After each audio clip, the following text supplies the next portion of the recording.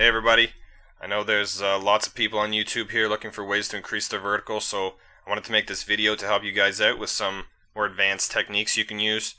I know that it's frustrating trying to find information on this stuff, and good information is hard to find, but I want to tell you that you shouldn't give up. A huge vertical can make all the difference in your game, and if you know the correct ways to train in a program that you won't get bored of or frustrated with, that'll always keep you motivated and interested, that's when the magic happens and you're able to overcome your training difficulties. So in this video I wanted to give you a bunch of really important tips you need to know about vertical jump training, and also tell you about a jump training coach who trains NBA athletes, and where you can get his training program. It doesn't really even cost very much at all. After all, athletes that go to the NBA don't just go to YouTube to get their training programs. They actually get their advice from professionals who can provide them with a full training program. This program that I'll tell you about is a jump training manual created by a professional, and you can also get personal help from him as needed, fairly inexpensively. He's been talked about on ESPN, in Fadeaway magazine, it's a magazine in the UK, Men's Health, and even in Sports Illustrated for his jump training systems. If you want to check out his site and program, you can just go to the link right here in the video by typing it into your browser. I'll also put it in the description for you, and you can just click it there and it'll take you to his site. For now though, I want to help you out right away with some things that you should be including in your training program. I have 5 important tips for you in this video. Number 1, changing your shoes. Can it really make a difference in your jump? The only real advancements shoes have made that make a difference is an added carbon shank that stiffens the sole of the shoe. This makes the foot a stiffer, more reactive lever in applying force to the ground, and supports your foot muscles during planar flexion, which is driving your foot into the ground. Several shoes are making stiffer soles, but Hyperdunks, Kobe's, and several others actually have the carbon fiber shank. Most basketball shoes have stiffer soles, so as long as you're not using a flimsy soled walking or running shoe, you're probably okay. Don't overestimate the difference this can make. It'll probably be almost unnoticeable, but combined with the knowledge in the rest of this video, you'll notice a difference. Lighter shoes feel quick and nice, and really that feeling of lightness is going to be better than any actual reduction in weight, since the actual amount of reduced weight isn't that significant compared to the rest of your body weight. Feeling good in a shoe, aside from the fit, is important, and the boost it gives your psyche can actually be meaningful. When it comes to high tops, if you like them, that's okay, but don't look to high tops for stability. They're not going to prevent your ankle from rolling. Your best bet is to either get an ankle brace if you're worried about that, or learn ways to strengthen and condition your ankles.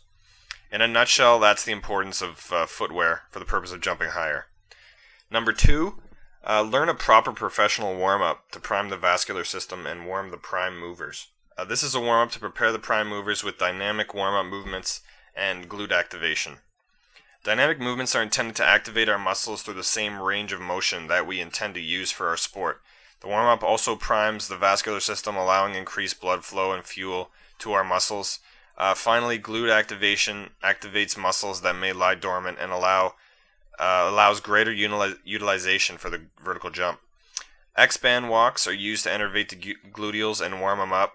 This readies the gluteals to fire for maximum hip extension during the vertical jump, and each warm-up should have no more than a 10-second break. So I'm going to list all these warm-up exercises in the description as well below, so you can get them all there, and look them up on YouTube if you don't know what they are. The first is high knees for 20 ground contacts. Second, kick butts for 20 ground contacts. Third, karaoke for 20 ground contacts. Fourth, front leg swings, 15 swings times 2. 5, side to side leg swings, 15 swings times 2. Number 6, X-band walks or glute bridges, do 10 steps times 2 or 12 bridges. Number 7, toe touch to glute squeeze, don't pause at the bottom, do 10 times 2. Number 8, walking lunges with a twist towards forward knee, do 10 times 2. Number 9, bodyweight squat going all the way down, 10 times 2. Number 10, ankle rolls, do 30 seconds for each ankle. Number 11, Arm swings front to back, do 15 times 2. Number 3, proper alignment for jumping. Proper alignment not only helps to prevent injury, but it also allows the power to be properly transferred through your body. Toes and knees should point in the same direction. Prior to making ground contact, your toes should be pointed upwards in dorsiflexion. Focus on the initial velocity of your movement. This will help you end with the highest upward velocity. Arms, core, and legs should all be moving upwards at the same moment. Leaning too far forward will slow the execution of your vertical jump and prevent you from performing a full triple extension. Your chest should only be slightly leaned forward. The line from your head should go down to your knees and then to your toe. Keeping your chest up will also place your body in better alignment to transfer energy. If you're leaned too far forward, your body will fold slightly at the midline and lose power rather than transferring it through your core and propelling you into the air. Don't reach forward with your lead leg. It breaks your speed, slows your execution, and ruins your line of power. Long jumpers have a tendency to reach for the board, which results in a terrible takeoff. When it is less common in basketball, it still happens. You may have seen or experienced accidentally reaching for the last step as you went for a dunk or layup and had all your power slammed down on your foot and your entire leg and knee wobble. This is because the power is not transferred properly and smacks at your lower leg. Number 4, you can use your breath to jump higher. This might seem like a bit of a stretch, but it can help physically and also psychologically to get you better results. Powerlifters use the breath to squat, deadlift, and bench press heavier weights. The air in your lungs changes your body shape and can be used to your advantage.